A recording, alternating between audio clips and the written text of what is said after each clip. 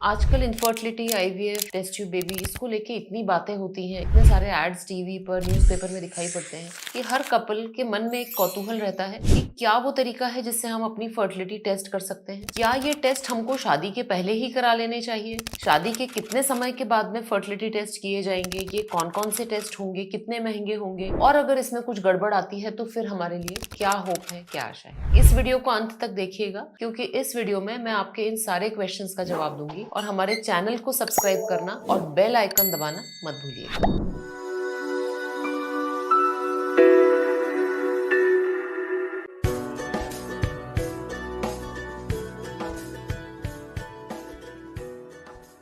नमस्ते, मैं हूं डॉक्टर प्रिया भावे चित्तावर और आज मैं आपको बताऊंगी कि फर्टिलिटी टेस्ट क्या होते हैं, इन्हें कब कराना चाहिए और जब ये टेस्ट अबनॉर्मल होते हैं तो डॉक्टर क्या करेंगे। कोई कपल फर्टाइल है कि नहीं, उसमें संतानोत्पत्ति की क्षमता है कि नहीं, ये जांचने के ये टेस्ट होते हैं। इनको करने का जो सही वक्त होता है वो कौन सा होता है? सबसे पहली बात ये समझिए कि टेस्ट दो तरीके के होते हैं। पहला टेस्ट होता है प्री कंसेप्शन टेस्ट और दूसरा होता है fertility test. Pre conception test से मायने होते हैं कि जब कोई भी कपल प्रेगनेंसी प्लान कर रहा है तो कुछ शरीर के पैरामीटर्स, कुछ चीजें हमें चेक करनी होती हैं जिनका की नॉर्मल लिमिट में होना बहुत आवश्यक होता है और इन टेस्ट को प्री कंसेप्शन टेस्ट कहा जाता है। प्री कंसेप्शन टेस्ट में मेनली हम महिला का हीमोग्लोबिन, उसका थायराइड का लेवल, उसके वायरल मार्कर्स यानी कि इन्फेक्शन स्क्रीन, वीडीआरएल टेस्ट यानी सिफिलिस का टेस्ट, इसके अलावा एक बहुत इंपॉर्टेंट टेस्ट जो हमारे देश में बहुत इंपॉर्टेंट है वो है हीमोग्लोबिन इलेक्ट्रोफोरेसिस यानी कि थैलेसीमिया या सिकल सेल एनीमिया का टेस्ट। इसके साथ साथ रूबेला इन्फेक्शन के लिए इम्यूनिटी है कि नहीं, ये भी एक बहुत महत्वपूर्ण प्री कंसेप्शन टेस्ट है और ये जो कपल प्रेगनेंसी प्लान करना चाहता है उसमें हम अवश्य करते हैं। साथ ही साथ प्री कंसेप्शन टेस्ट में ब्लड ग्रुप एक बहुत इंपॉर्टेंट टेस्ट है जो हस्बैंड वाइफ दोनों का किया जाता है। अब बात आती है फर्टिलिटी टेस्ट की। फर्टिलिटी टेस्ट में मुख्यतः तीन चीजें देखी जाती हैं। पहला हम देखते हैं एग्स बन रहे हैं कि नहीं यानी ओव्यूलेशन टेस्ट। दूसरा हम देख रहे हैं कि शुक्राणु की संख्या, इनकी जो गतिशीलता वो नॉर्मल है कि नहीं, और तीसरा हम चेक करते हैं फेलोपियन ट्यूब्स खुली है कि नहीं। ये तीनों टेस्ट हमेशा प्री कंसेप्शन नहीं किए जाते। जब दंपत्ति 1 साल तक ट्राई कर रहे हैं और सक्सेस नहीं मिल रहा है तब फर्टिलिटी टेस्ट कराए जाते हैं। और